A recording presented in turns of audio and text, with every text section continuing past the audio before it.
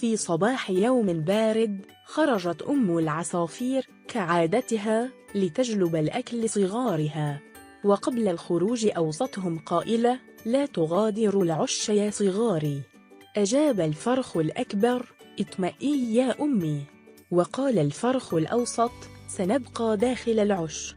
وقال الفرخ الأصغر: لا تتأخري يا أمي، أنا خائف. حلقت أم العصافير بعيدا فوق الجبال وبين الحقول، وبقي الصغار داخل العش. وبعد ساعة سمعوا صوتا يناديهم في أسفل الشجرة: صباح الخير يا أصدقائي. أخرج الصغار أعناقهم وأخذوا يطلون. قال الفرخ الأكبر: من أنت؟ وقال الفرخ الأوسط: نحن لا نعرفك.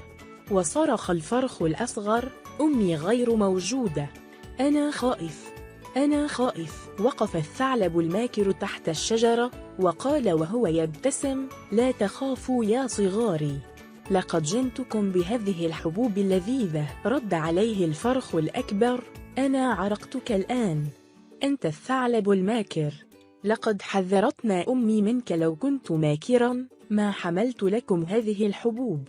لا بأس، أنا ذاهب، وسأترك لكم الحبوب هنا. ابتعد الثعلب قليلا واختبأ خلف شجرة، في حين نزل الفرخان الواحد بعد الآخر لالتقاط حبات القمح اللذيذة.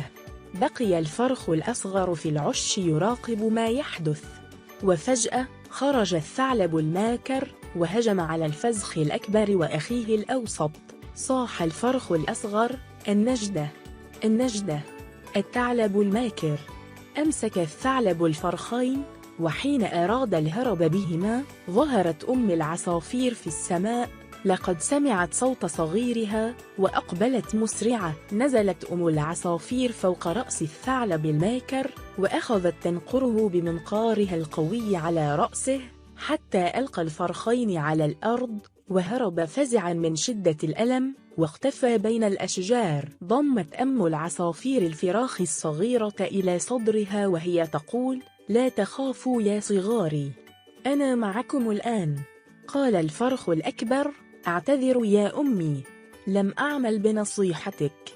وقال الفرخ الأوسط: سامحيني يا أمي، لن أكرر هذا الخطأ. وقال الفرخ الأصغر: لم أعد خائفا وأمي معي.